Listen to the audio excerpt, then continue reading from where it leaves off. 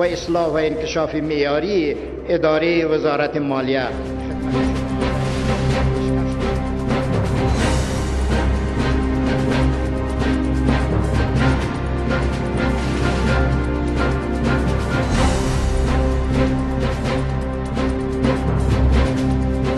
والله که 1 روپۍ مونږ اخیستي دي.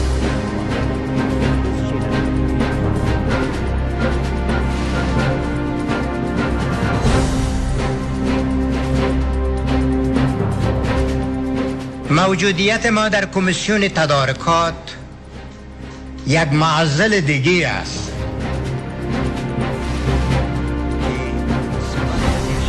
باید ارغندیوال عزل شوه نباشه.